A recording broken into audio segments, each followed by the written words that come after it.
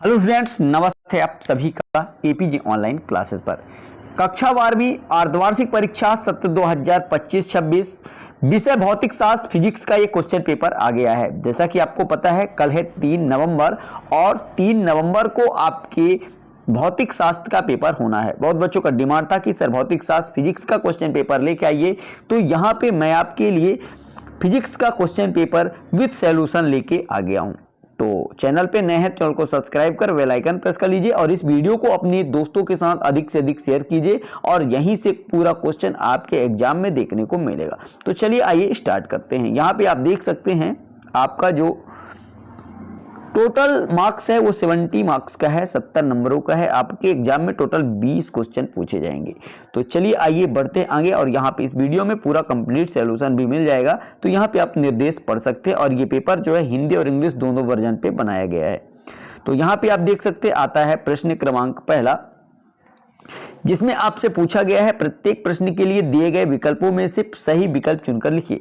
पहला ए नंबर क्या कह रहा है, किसी तार का विशिष्ट प्रतिरोध निम्नलिखित में से किस कारक पर निर्भर करता है। तो आपको बताना है तार का पदार्थ। ठीक है, ये इसका राइट आंसर हो जाएगा। इसके बाद आगे बढ़ते हैं तो यहां पे आता है प्रश्न क्रमांक इसी का बी नंबर, एक प्रोटॉन पर न्यूनतम आवेश होता है। तो यहां पे आपको बताना है 1.6 गुणे 10 की पावर -19 कूलाम, ये इसका राइट आंसर होगा। और इसके बाद यहां पे सी नंबर देखिए, सी धारिता के संधारित्र को Q आवेश देने पर उसमें संचित ऊर्जा होगी। तो यहां पे आपको बताना है 1/2 Q²/C, ये इसका राइट आंसर होगा। इसके बाद आगे बढ़ते हैं तो यहां पे आप देख सकते हैं इसी का डी नंबर है, एल लंबाई के एक पतले दंड चुंबक का चुंबकीय द्विध्रुव आघूर्ण कैपिटल M है, इसे एक अर्धवृत्ताकार चाप में मोड़ा जाता है, नया चुंबकीय द्विध्रुव आघूर्ण होगा। तो यहां पे आपको बताना है 2m/π, इसका राइट आंसर होगा। इसी का ई नंबर है, एक धातु की सतह पर जब 6 इलेक्ट्रॉन वोल्ट ऊर्जा के प्रोटॉन गिरते हैं तो प्रकाशिक इलेक्ट्रॉनों की अधिकतम गतिज ऊर्जा 4 इलेक्ट्रॉन वोल्ट है, तो निरोधी विभव होगा।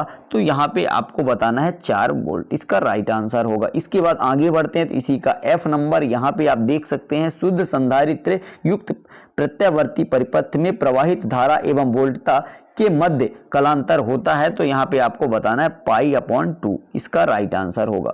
इसके बाद आगे देखते हैं तो आता है इसी का इंग्लिश मीडियम में, तो इसे आप देख सकते हैं और यहाँ पे यह है आपका प्रश्न क्रमांक 2, जिसमें उचित शब्द के द्वारा रिक्त स्थान की पूर्ति कर लिखिए। यहाँ पे बोला गया है पहला नंबर है, विद्युत क्षेत्र की दिशा में चलने पर विभव डैश डैश होता है।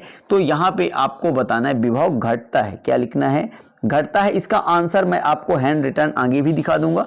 और यहाँ पे बी नंबर है, गतिशीलता का SI मात्रक डैश डैश होता है। तो आपको बताना है मीटर स्क्वायर प्रति वोल्ट गुणे सेकंड। ठीक है, इसका आंसर मैं आपको आगे दिखा दूंगा। ठीक है, यहाँ पे सी नंबर देखिए, परिवर्तनशील विद्युत क्षेत्र डैश डैश धारा उत्पन्न करता है। तो आपको बताना विस्थापन धारा। ठीक है, डी नंबर यहाँ पे जल के भीतर वायु का बुलबुला डैश डैश लेंस की भांति व्यवहार करता है। तो आपको बताना है अवतल लेंस की भांति, क्या लिखना है, अवतल लेंस। अल्फा कण डैश डैश परमाणु का नाभिक होता है। तो यहाँ पे हीलियम नाभिक, क्या होता है, हीलियम आपको लिख देना है। इसके बाद यहाँ पे एफ नंबर, हाइड्रोजन परमाणु की डैश डैश स्पेक्ट्रमी श्रेणी पूर्णतः परावैंगनी भाग में होता है। तो आपको लिखना है लाइमर श्रेणी, क्या लिखेंगे, लाइमर श्रेणी। इस तरह से ये भी आपका कंप्लीट होता है। इसके बाद आगे बढ़ते हैं तो ये है आपका प्रश्न क्रमांक 3, जिसमें आपसे पूछा गया 70 लिखिए। पहला नंबर जो आपका है, प्रकाश विद्युत प्रवाह में उत्सर्जित इलेक्ट्रॉनों की संख्या आपतित विकिरण की तीव्रता पर निर्भर नहीं करती, ये आपका बिल्कुल असत्य है। ठीक है, दूसरा नंबर यहाँ पे आप देखेंगे इलेक्ट्रॉन वोल्ट आवेश का मात्रक है, ये आपका बिल्कुल असत्य है। इसके बाद तीसरा देखिए, प्रत्येक गतिमान कण के साथ एक तरंग संबद्ध होती है, तो ये आपका सत्य है। इसके बाद देखिए डी नंबर, परमाणु में इलेक्ट्रॉनों की संख्याएं क्वांटिटीकृत होती हैं, तो ये भी आपका सत्य है। इसके बाद देखिए ई नंबर है, नाइट्रोजन स्पेक्ट्रम में पश्चेन श्रेणी अवरक्त क्षेत्र में आती हैं, तो ये आपका सत्य है। इस तरह से ये आपका कंप्लीट होता है। इसके बाद आगे बढ़ते तो ये है आपका प्रश्न क्रमांक 4, जिसमें आपसे पूछा गया है सही जोड़ी बनाइए। नंबर पहला है स्नेल का नियम, तो ये आपका हो जाएगा तीसरा नंबर। यहाँ पे लगा देना है अपवर्तन। क्या लगा देना है? अपवर्तन। इसके बाद परावर्ती दूरदर्शक, तो इसका जो आंसर हो जाएगा कैक्सगेन, ये इसका राइट आंसर होगा 5वां नंबर। व्यतिकरण का द्विस्लिट प्रयोग, तो इसका हो जाएगा थॉमस यंग, ठीक है, ये इसका 6वां नंबर राइट आंसर। प्रकाशिक तंतु, इसका आंसर हो जाएगा पूर्ण आंतरिक परावर्तन, ठीक है, ये इसका दूसरा राइट आंसर होगा। इसके बाद समतल तरंगाग्र, तो इसका आंसर हो जाएगा अनंत पर प्रकाश स्रोत, इसका राइट आंसर है। और इसके बाद यहाँ पे पेरकीय प्रतिघात, तो इसका हो जाएगा XL बराबर ओमेगा L। इस तरह से ये आपका कंप्लीट होता है। और इसके बाद बढ़ते हैं आगे, तो ये आता है आपका प्रश्न क्रमांक 5, जिसमें आपसे पूछा गया है एक शब्द या एक वाक्य में उत्तर लिखना है, ठीक है। तो चलिए आइए बढ़ते हैं आगे। तो यहाँ पे आप देख सकते हैं पहला नंबर है अनुनाद की दशा में श्रेणी LCR परिपथ में प्रवाहित धारा अधिकतम होती है या न्यूनतम, तो आपको बताना है क्या अधिकतम होती है, ठीक है। इसके बाद दूसरा बी नंबर है इसी का, एम्पियर के परिपथीय नियम का गणितीय रूप लिखिए। तो इसका जो बच्चों गणितीय रूप है, तो यहाँ पे सिग्मा और समाकलन लगाएंगे आप B/dl और यहाँ पे लिख देंगे बराबर μ0 I, ये हो जाएगा इसका आंसर, ठीक है। इसके बाद आगे बढ़ते हैं, तो यहाँ पे आप देख सकते हैं सी नंबर, किसी चुंबक के चुंबकीय आघूर्ण की दिशा क्या होती है, तो यहाँ पे आपको लिखना है दक्षिण से उत्तर की ओर होती है, ठीक है। क्या लिखेंगे? दक्षिण से उत्तर की ओर। डी नंबर देखिए, विद्युत चुंबकीय स्पेक्ट्रम में सबसे कम तरंगदैर्ध्य वाली तरंगे कौन सी है, तो यहाँ पे आपको बताना है गामा तरंगे। क्या है? गामा तरंगे। इसके बाद देखिए ई नंबर, किस स्थिति में प्रिज्म के अंदर अपवर्तित किरण प्रिज्म के आधार के समानांतर हो जाती हैं, तो यहाँ पे आपको बता न्यूनतम विचलन। क्या लिखना है? न्यूनतम विचलन। चलिए आइए बढ़ते हैं आगे और इन सभी क्वेश्चनों का मैं आपको आंसर भी दिखा देता हूँ। तो यहाँ पे आप देख सकते हैं प्रश्न क्रमांक 1 का पूरा आंसर यहाँ पे लिखा हुआ है, तो आप इसे नोट कर लें। इसके बाद आगे बढ़ते हैं, तो ये रहा आपके प्रश्न क्रमांक 2 का उत्तर, ठीक है, इसे आप नोट कर लीजिए। और इसके बाद आगे बढ़ते हैं, तो ये रहा आपके प्रश्न क्रमांक 3 का उत्तर, जिसमें आपसे सत्य असत्य पूछा गया था। इसके बाद यह है आपका प्रश्न क्रमांक 4 का उत्तर, जिसमें आपसे सही जोड़ी पूछा गया था, इसका भी आंसर आप नोट कर लीजिए। इसके बाद आगे बढ़ते हैं, तो ये रहा आपके प्रश्न क्रमांक 5 का उत्तर, इसका भी आंसर आप नोट कर लीजिए। एक शब्द या एक वाक्य में उत्तर पूछा गया था। इस तरह से ये आपके क्वेश्चन नंबर 1 से 5 तक का आंसर कंप्लीट होता है। और आगे बढ़ते हैं, तो यहाँ पे हम देख लेते हैं कुछ क्वेश्चंस जो कि 2 नंबर वाले हैं। यहाँ पे सबसे पहला क्वेश्चन है ओम के नियम की सीमाएं लिखिए।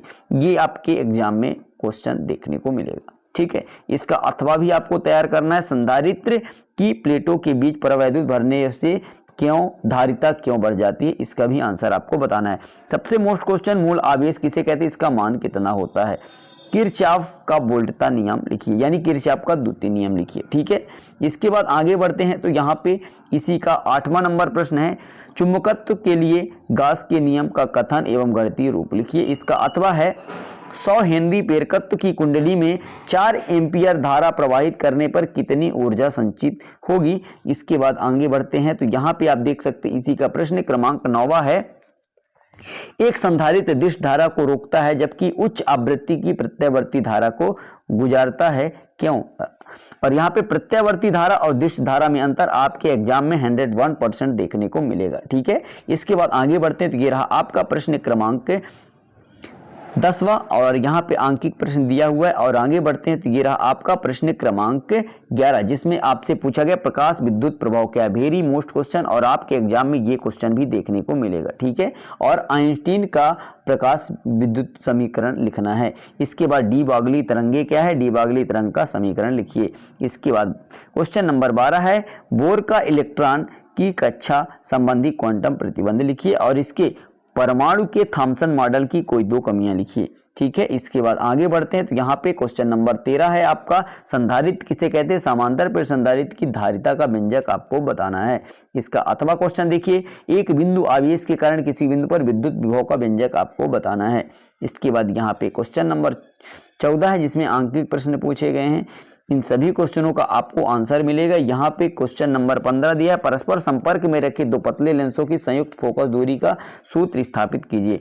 इसका अथवा है कला संबंध स्रोत क्या है? प्रकाश स्रोतों के कला संबंध स्रोत होने की शर्तें आपको लिखना है। प्रकाश विद्युत प्रभाव क्या है?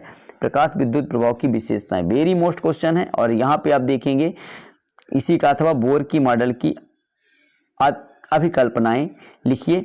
इसके बाद यहाँ पे क्वेश्चन नंबर आपका 17 है, स्थिर वैद्युत संबंधी गास के नियम के आधार पर कूलाम के व्युत्क्रम वर्ग नियम का निगमन कीजिए। इसका अथवा है सेल के विद्युत वाहक बल और टर्मिनल विभवांतर में 4 अंतर लिखिए। यहाँ पे आप देख सकते हैं प्रश्न क्रमांक 18 है, प्रत्यावर्ती धारा परिपथ में औसत व्यय सामर्थ्य के लिए सिद्ध कीजिए। यहाँ पे PAV बराबर VRMS into IRMS cos phi. ये आपका वेरी मोस्ट क्वेश्चन इस साल 101% आपके एग्जाम में देखने को मिलेगा।